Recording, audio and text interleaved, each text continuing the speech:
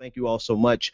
A great program lined up for us tonight. We have Pamela Keith. She's a senatorial candidate in the state of Florida, my stomping ground down there in Florida. We also have Clem Smith of Missouri. He's coming on around 10 o'clock. So we're just excited about everything that's going on tonight. And I have to just laugh at myself because I started the broadcast before I started the broadcast. So Spreaker, you guys got a little bit behind the scenes of us doing sound checks and all that good stuff. So I enjoy it. It doesn't happen all the time, but when it happens, it is rather hilarious. All right, folks, so let's jump right into it. I do want to talk about the Democratic debate. I want to talk about the Democratic town hall. I want to talk about all those things. But first, before we do any of that, I want to talk to Pamela Keith. She is a senatorial candidate from the state of Florida. She is in the room with us now. Pamela, how are you? Thank you so much for joining us. Thank you so much for having me, and I am doing great.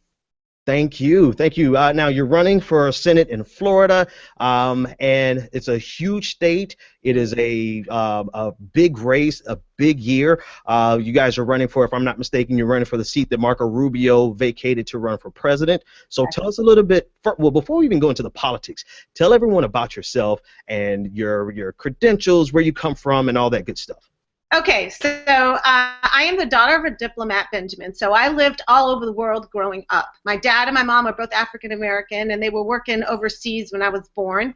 I was born in Turkey. I lived in Morocco. I lived in Syria. Then we moved to the States. My parents divorced. I was living in Oakland, California with my mom while she finished up her undergraduate school. She went to the University of Kentucky for grad school, so I moved to Lexington, Kentucky in the mid-'70s. I can tell you that was interesting. And then after that, I moved back with my dad. I lived in Brazil for a while. I picked up Portuguese. Then I came back to the States. I went to high school and college in California. I went to UC Davis. I got a master's and a bachelor's degree in communication. And then I moved out to the East Coast to go to law school. I went to Boston College Law School. And then after that, I commissioned into the United States Navy. I served as a naval officer and principally in criminal defense. And while I was in the Navy, I also volunteered to serve overseas in the Middle East. So I went back to the area that I was familiar with and served as Regional Defense Counsel in Bahrain, which is in the Persian Gulf area. Right. So I actually got a chance to service all of the units that were operating in that part of the world. And at the time, they were policing Saddam Hussein. So I know about no-fly zones, and I know about marine interdiction and all of that other stuff. I came back to the States to serve for a year in Washington, D.C., and then I joined a big law firm in Washington, D.C., principally so I could pay off my law school loans. And so I spent 15 years in big law firms doing labor and employment work. So my expertise is in workplace law, and I know a lot about what's going on with our unions. I think it's a big issue going on right now with our unions, so I have a lot of insight on that. And then I was recruited to a job in Florida. They were smart. They decided to ask me to interview in February when I was living in Chicago at the time. So very good. It's like a free trip to Florida. Who's going to say no to that? And they enticed me with a great package, and I worked for a big energy company. And so I learned a lot about clean and renewable energy policy. And so, you know, after a certain while, you get your law school loans paid off. You find yourself in a good place financially. And you go, okay, so to whom much is given, much is expected, right? All right, I hear you. I hear you. Start to say, okay, how do I give back?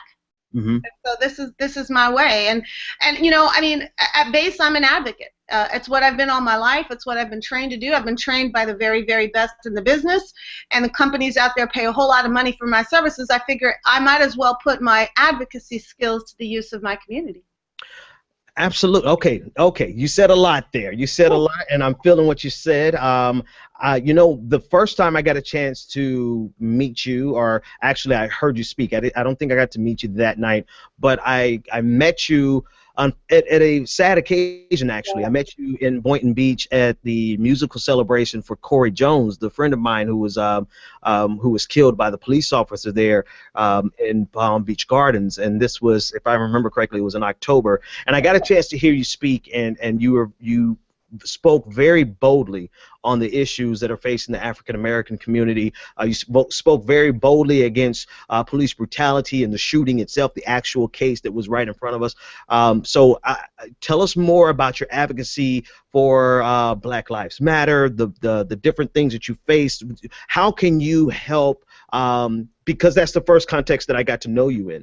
Right. What do you say to issues like that? And then we can definitely keep going to other things. Well, I think the principal thing here, Benjamin, is that we've got to figure out how to transition from protesting to proposals. Because, see, all we do is rail against a system that everybody will admit is skewed against African Americans, especially poor African Americans. I mean, so let's not forget that there's an economic factor that's factored into that. But the reality is, everybody and their great grandpa knows that there are prosecutors who use their discretion in favor of wealthy folks and white folks, and not in favor of black folks. We know that there are judges who use their discretion in precisely the same way. They throw the book at a young black man because they see that he's bound to be a thug anyway, so what difference does it make if we throw him in jail now? But they see a young white male do the same things, and they're going to give him, be lenient. Well, while that may seem justified in that one particular case, if you look at it in the aggregate from 36,000 feet, what you see is a pattern develop. And we've never, ever held anybody to task for that, right? And we've never had the mechanism to do so. So what I'm proposing, one of the things that I propose, is to have a mechanism to gather data on every prosecutor and every judge, that they have to show and account how they use their discretion. Okay. And so let's just say there's a little interface, like an iPad or a tablet, and for each defendant or each accused person before them, they have to input how they exercise their discretion in that case, and that gets aggregated at DOJ. And if a pattern emerges, not only can we see that pattern for a prosecutor or for a judge, but we can do something about it. The first thing we can do is bring it to their awareness. We can let them know that they have a pattern, because some people don't even know that. And then we can train them. We can say, hey, you do seem to have some bias, and it may not necessarily be against African Americans. It could be against Latinos. It could be against men. I mean, let's not forget that the criminal justice system is much harder on men than it is on women. So let's own that too. But let them know what their biases are. Give them some training. Give them some real help in how to become cognizant of that. And then if they continue to show those biases, start taking steps to remove them. So. I'm sorry, go ahead. Because they serve, ultimately, just to finish out the thought, they serve at the discretion of the population that they're supposed to be serving, right? So if we see a hanging judge who just so happens to only be hanging black folks, we should be able to remove that judge. And we are not in a position now to do so, because we can never make a case that really sticks against that judge unless he says something really stupid in a tweet or an email. But it's not tweets and emails that reveal that judges have biases. It's the number of black men in jail that reveals that. So yeah, and so that's what I'm here. So you're saying, from your perspective, one of the reasons that you're running for office is because you want to see some actual policies take form, instead of in addition to, and not to replace, but after we get done protesting, where are the policy statements? Where's the legislation that's actually going to affect and change the paradigm? Exactly. So if we want to see a reduction in racial bias in our judicial system, we ought to put something on the table that has the hope of actually effectuating that, right? And I've not heard that from other candidates. So I'm going to put a proposal on the table, and if somebody says, hey, I'm going to shoot holes in your idea, Pam, I'm like, cool, because at least we're talking about an idea. Right. At least we're talking about a proposal. And I think that as a leader, that's what I'm trying to be here, a leader on this topic. I can put these ideas out, start some really intelligent conversations about this in the spirit of goodwill, and say, hey, let's gather a critical mass behind this idea, because really the power has always been in the people's hands. We send these people to Washington. We can send them home. Absolutely. You know what? Absolutely. I can't agree with you more right there. That's something that I don't think people realize. And that's something that I don't think the Democratic establishment realizes, right? I know you're running in a tough race down there. You're running in a tough race against the establishment pick, which is Patrick Murphy. Right. You're running against a progressive sweetheart. Well, I guess he probably wouldn't appreciate me calling him a sweetheart, but still, he's a progressive darling, right. Alan Grayson. But you are a progressive yourself, and you not only only fight for African American issues, but you also stand for just look at the website. Actually, don't let me put words in your mouth. Tell me all the other ways that you are a progressive candidate. I'm a progressive candidate because I want to put real proposals on the table on how to incentivize more corporate profit ending up in the hands of employees. Because, you know, it's always been a meme of the Republican Party that, you know, a rising tide lifts all boats. That is just not true. That is just not true, and I think we've got more than ample evidence to prove that. So I want to tinker with our tax code to create incentives for employers to put more money in the hands of their employees. And because I have some knowledge of that tax code and I have some knowledge about how compensation is derived, I actually have something to say about that. I also happen to know why it is that our union movement is dying through death through 1,000 cuts, right? We started out somewhere around 22% of private employers unionized. We're now under 7%, and I can tell you why that is. And we're dealing with a union movement that's a bit of an anachronism. It starts from the premise that you're going to go to an employer and you're going to work there for 30 years and earn a retirement and be straight. Well, that's not how millennials think of their work life. Right. And because of that, they're not seeing the value of union membership in their life. And I want to change that. So I have a real proposal on how to deal with that and how to change and how to make unions relevant in today's more more malleable and more individual work-life kind of situation. So that's something I talk about. I talk a great deal about environmental issues. I talk a great deal about how we treat our veterans. I am a veteran, and I have a real proposal on how to clear these backlogs of people who have complex claims for benefits. These are things that I talk about, and I don't know that, you know, I hate that word progressive just because it makes it seem like it's somehow fringe or it's not mainstream or whatever. Look, this is common sense, people. This is what's decent and rational and pragmatic, and by the way, it's as conservative because it makes money sense as it is progressive because it's morally sound. I actually like that. That's something that a lot of people don't realize. So I want to double back. And I want to talk about the union issue. Yeah. I want to talk about a couple of things that you mentioned I want to unpack, but I have a question from one of our chat rooms already. They said that they're a fan. They really like Alan Grayson. What separates your campaign from Alan Grayson's campaign? You know, Alan is... I consider Alan a friend. He and I get along really great. We've debated a couple times now, and we've had wonderful debates. I don't throw punches at Alan, and so far he hasn't thrown punches at me. The difference between he and I are what we focus on, our background, our temperament, you know, our style.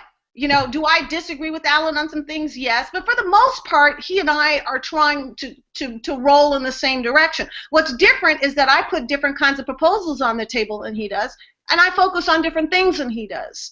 We are different voices in this chorus, but you know, where I stand most with Alan, right? Okay, and where he and I have seen most eye to eye is in our refusal to be cowed by a party machinery. Okay. So when the party came out, you know, sort of in this coordinated effort to assassinate him because they want him out of Patrick's way. Rhetorically speaking. Well, right. Yeah. I was the first person to say this ain't right. Right. This ain't right. There are problems with Alan's, you know, hedge funds. If they were legitimate issues, and they may be, the question is, why now? Yeah. Hedge funds didn't come up overnight. He's had these hedge funds for some time, and they didn't seem to be bothered with it when he was in Congress. So why are they bothered with it when he's running for Senate? That's disingenuous. You know, I saw the party machine crank up in favor of Patrick Murphy, and actually, I want to say I'm fond of Patrick, right? But I disagree with Patrick on some of the latest things that he's voted on some of the things that he stands on. I'm really shocked by some of those things, and I'm not going to make this a jump on Patrick night. But one thing I did see was the party machine in Florida and the United States, the overall Democratic the whole thing, because he needs the help.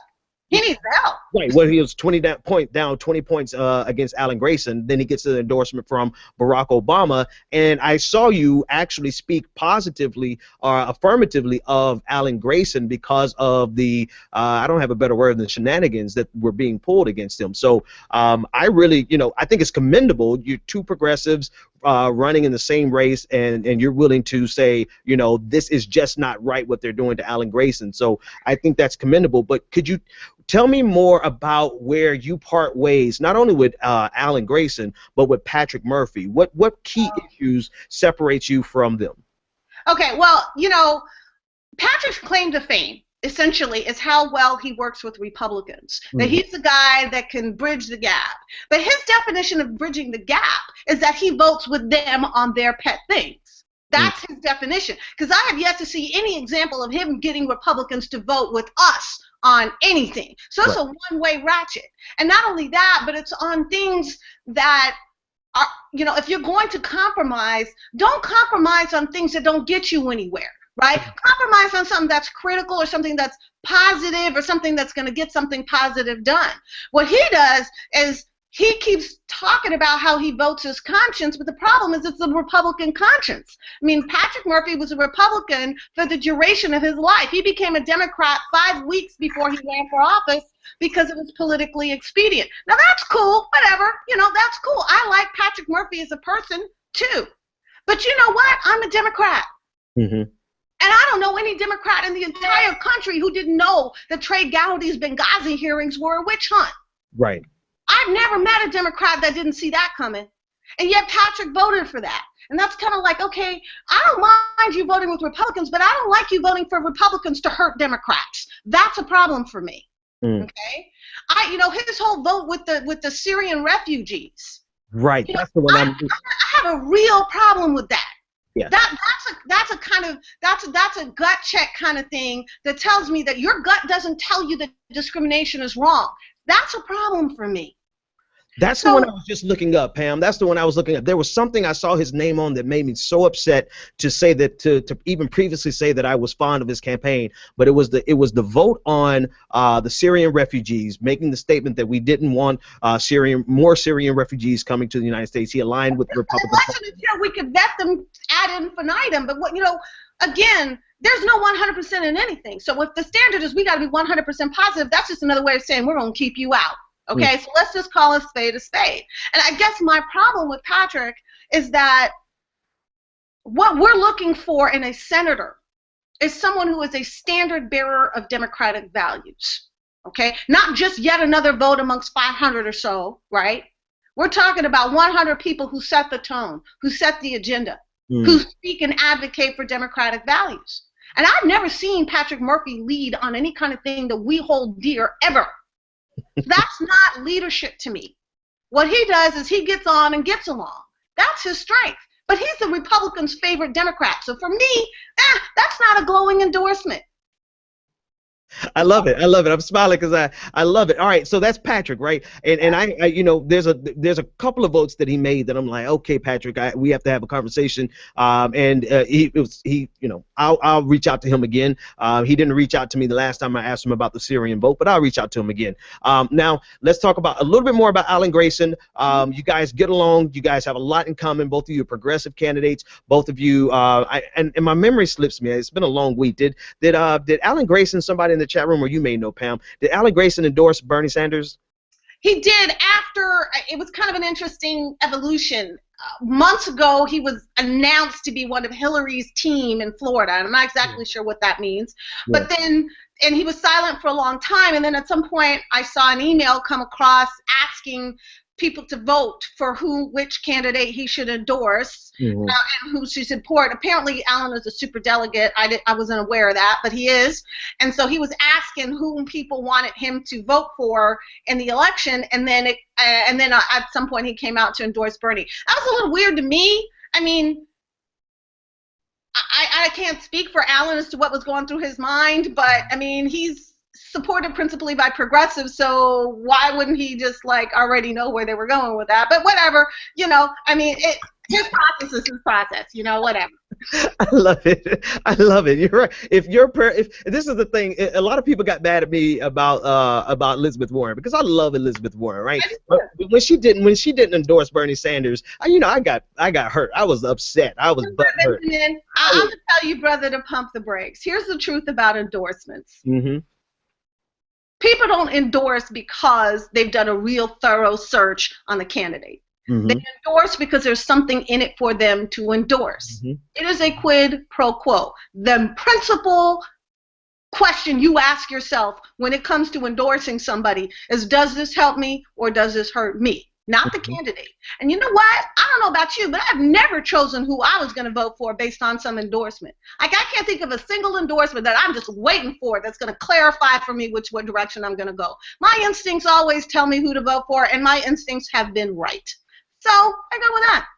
Mm-hmm. All right. So yeah, but in terms of Alan Grayson and his endorsement, and the Johnny come lately a little bit with his endorsement, he was on Hillary's leadership council, and then later talking about Grayson later on endorsed Bernie Sanders. You support Bernie Sanders. If I am I not mistaken? I support Bernie, but like I said, I've stayed out of the endorsement game altogether. Mm-hmm. I don't get in that game.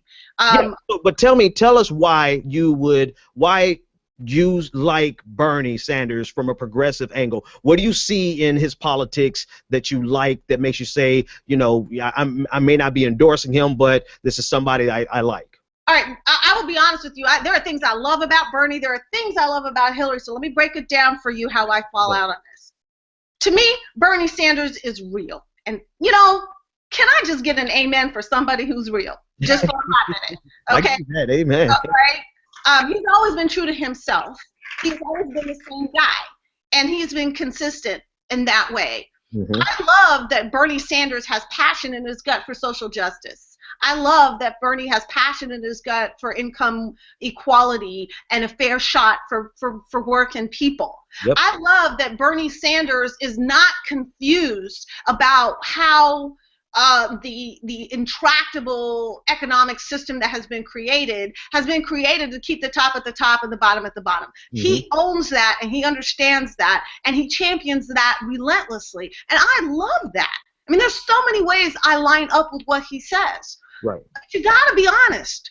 The challenge with Bernie is that he's talking about revolutionary changes when most of people are uncomfortable with the concept of revolutionary changes. They're more incremental at best, right?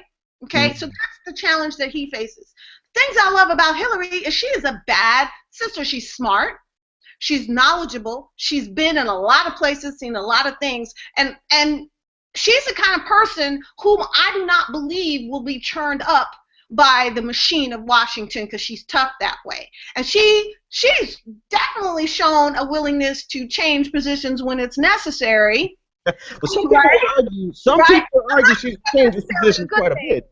Yeah, that's not necessarily a good thing, but what she's been able to do that and remain resilient in the process. Right. Yeah.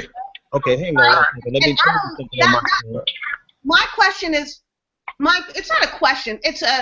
I wonder about Bernie being effective if he is deeply frustrated and shut down and not able to get the ball moving the way he wants to.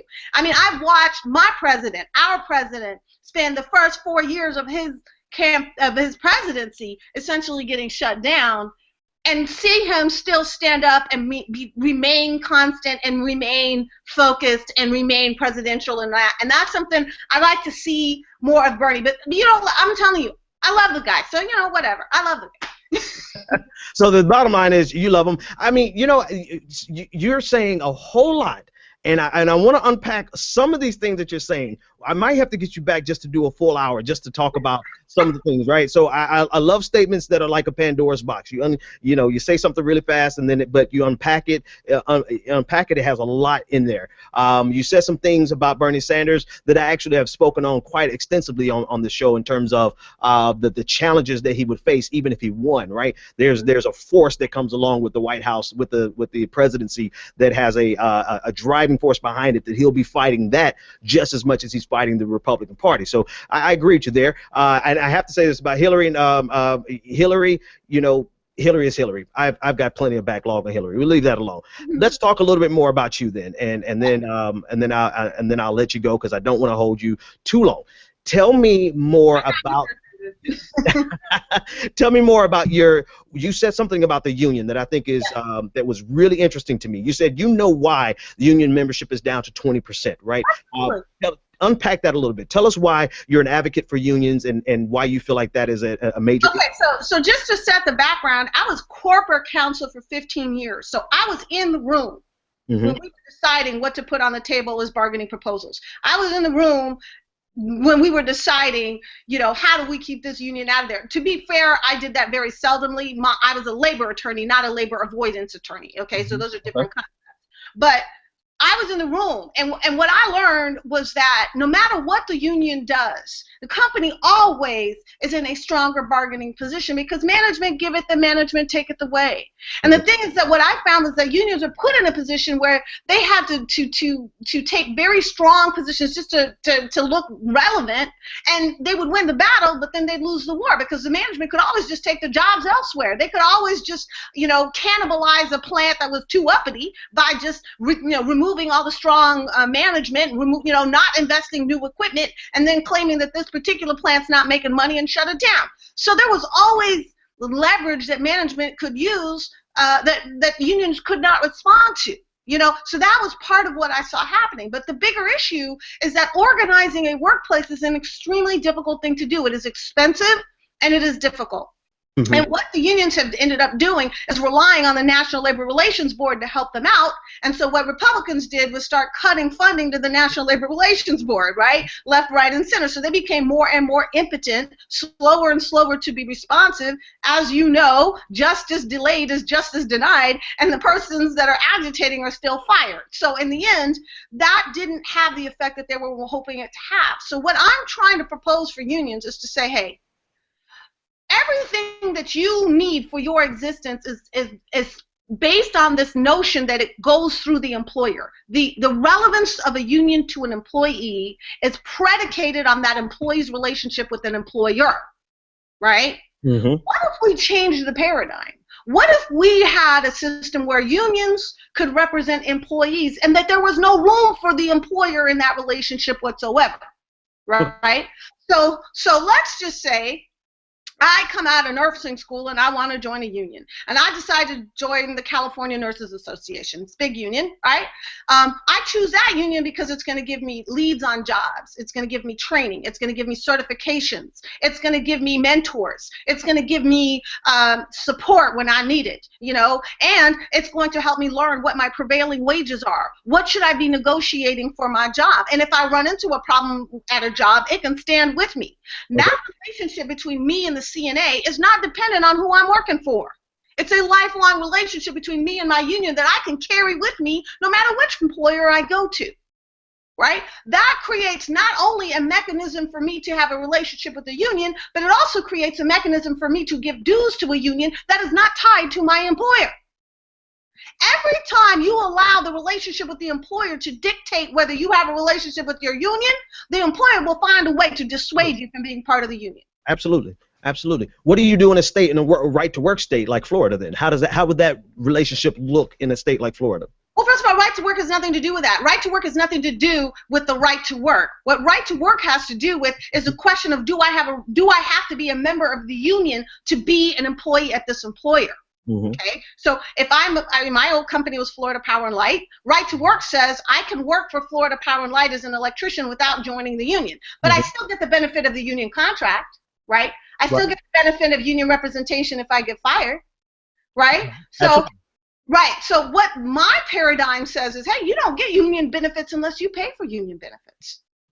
That flips the script on its head now, doesn't it? No, it does, because in the previous conversation, everything in the current paradigm, particularly in Florida, is they do get the benefit of the union, even though they're not a part of the union, and that's been a #1 mechanism to weaken unions across the country. So you're saying just completely sever that relationship, that employer relationship in general. So where you would have to tweak the statute is that you would have to make sure that employers don't get to say, well, I'm not going to hire you because you're a CNA. Right? Or I'm only going to hire SEIU nurses, or, you got to change the law to prohibit that. But to the extent that unions rethink their role with their members, right? If I'm an employer, let's say I'm a construction employer, and I know that the only way I'm going to get my project done on time, under budget, with great work and a great safety record, and everybody's showing up on time, is if I hire IBEW electricians, then the cachet is to be a part of the IBEW rather than to be outside of the IBEW, right? How do we make being a part of a union something that employers look for rather than something that employers obstruct? Well, there's always been this this enmity, right, between capital and labor. There's always going to be that competition there. So how would your paradigm actually even address that underlying fight between capital and labor? Because the reason that enmity has been created, part of the reason, it's not the only reason, but part of the reason is that the collectivity of the union membership was that we can force the employer to give us what we want. Right? We can shut down the employer. And when I'm going to call a spade because I speak truth. A lot of that was male ego. Okay? A lot of how unions walked into bargaining table sessions was to say, I'll be damned if I'm going to be pushed around by management, so I'm just going to stand firm on something that's not even all that important, just to show that I'm standing firm. Testosterone played a lot of roles in that. And I've watched this myself personally. It's principally men at these things, okay? So that what gets created in that paradigm is an us versus them, paradigm.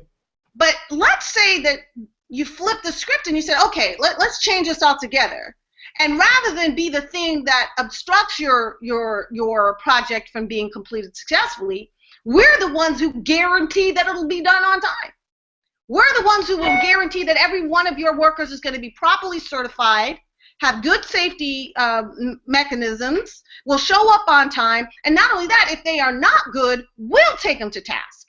But many unions throughout history have, maybe not the exception, with the exception of guaranteeing work done on time, many unions have facilitated that type of thing throughout history of unions. So absolutely, some have, but many have not. Okay. And that they have to counterbalance that with being the representative within the context of a particular employer. If the union had a broader reach across many employers, they would have a broader reputation. It would be less confrontational, I think. It's just a thought. Like I said, this is something I'm putting out for discussion. It's not like I'm a fiat, like Pam's going to make all this happen, right? I'm just throwing this on the table for discussion because I think there's a lot to be discussed here. Well, that was so that was going to be my last question on the union thing. It's like, have you seen this modeled anywhere? Where are you drawing this paradigm from?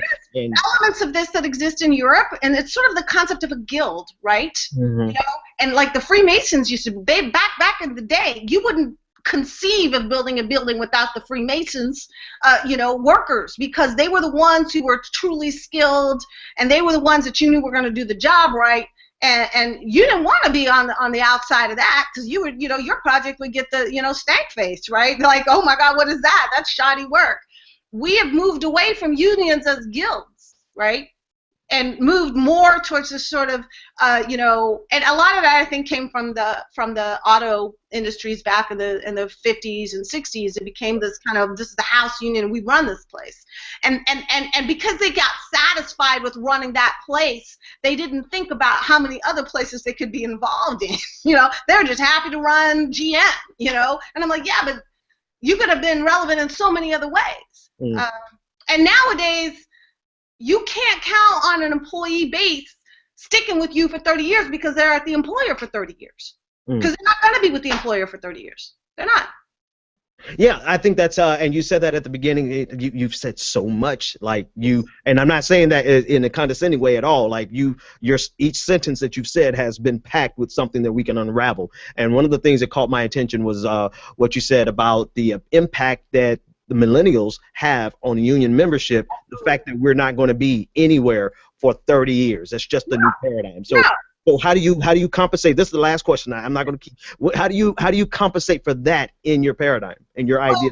Again, the relationship is between me and my union. So let's say we created a guild or a union of software designers, right? Mm-hmm. I can be a software designer for IBM. I could be a software designer for Apple, or I could be a software designer out of Joe's garage. Mm-hmm. But all of us collectively are members of the software designers union. Okay, well, what do? I pay them, $25 a month. They give me job leads. They give me mentoring. They give me training. They help me upgrade my skills. They help me to figure out how much I should be charging for my services. All of a sudden, they're making me a better professional. And I have a relationship with this union that's got nothing to do with my employer.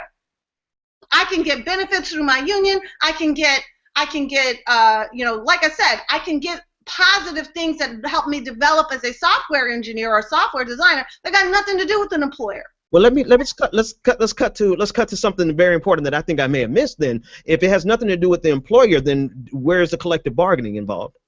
Well, it doesn't have to be collective bargaining. I mean, collective bargaining is a small part of what unions really do. What unions truly do is manage work relationships day to day. That's really the bigger part of the union. It's the person who makes sure that your work hours are straight, that your overtime is straight, that your paycheck came out right, that you've gotten the right training, that when you got passed over for a promotion, there was somebody to stand with you. So collective bargaining happens once every 4 years. What happens in between? Management of the relationship.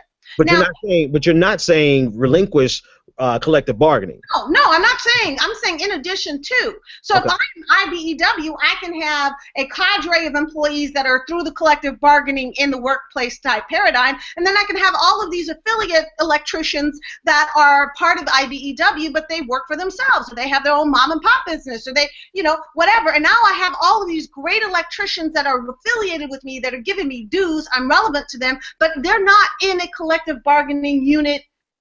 Okay. As an employer, right? It's not in lieu of, it's in addition to. All right, right on. I can see, you know what, one thing I'm not afraid of is exploring new ideas, something just to approach it from a different angle. And there's so many other things that we could talk about that I'm going to have you back and we will talk about. But the number one thing we're talking about tonight, let me circle back, is the fact that you are running for this seat that Marco Rubio has vacated. You're running against Alan Grayson, and you're running against... I'm running strong against them. I'm only 4 points behind Alan in the polls. And I have no money, no name recognition, no backers, no nothing. It's just hang on now. I didn't do my poll homework. Where are you at in the polls right now related to 11, and Alan is at about, there's one that came out at 11%, one that came out at 12. Alan's at 16. So I'm, hey, I'm in, and you got more than 40% that are undecided. So I got some room in this. And this is just me, myself, and my little ground game. That's it, and the media, half of the media that still refuses to even admit that I'm in this race. Yeah. I mean, the utter disrespect shown to a candidate is just really mind-boggling. It's one thing to say I'm not going to put in a newspaper article that there's 8 candidates that have registered or filed papers that have never shown up anywhere for anything. But I headlined at the Florida Democratic Party convention. Okay, and I killed it. So for them to say, oh, well, we're not even going to recognize that there's a black woman in this race, and then they're going to turn around and say, oh, but we desperately need black votes to win this. Right. See, that's how that's going to go. We'll see if that works. All right. Pam, thank you so much for joining us. There's like at least 20 things that we left unspoken tonight. At least. And you saw how we could go into the weeds. We got a little bit into the weeds, not even that deep into the weeds on the union issue, but I know that we could probably dig down a whole lot more. So promise me that you'll come back and we'll just talk about some policy. Tell everyone how they can get up with you, how they can support you, and what's the very next thing you need to happen. Get to pamkeith.com. It's easy. That's my website. I have tons of stuff on there. I put policy, I put blog stuff, all kinds of stuff. Check me out on Facebook. I'm at Pam Keith for U.S. Senate on Facebook. I also have my own Pam Keith Facebook. That one's getting kind of crowded. I'm pretty close to 5,000 on that one.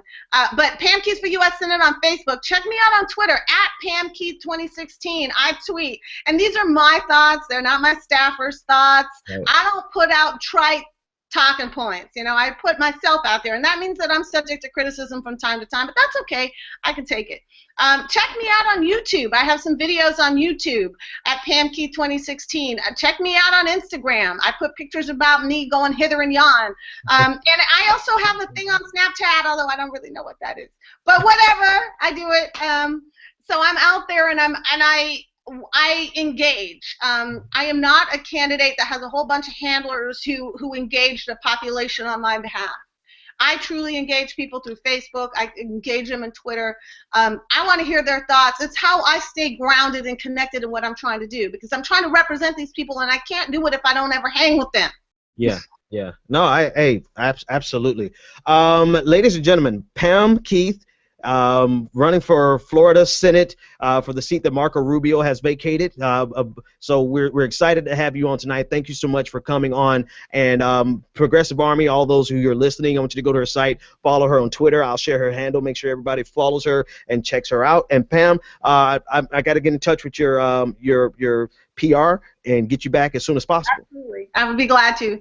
Thank you, Benjamin. And hey, you know, love to all the people up in Boston. I know I'm a BC Eagle, so love to all of those people up in Boston. You do a great job. Thank you so much. Thank you. Ladies and gentlemen, that is Pam Keith. Thanks so much for joining us. All right.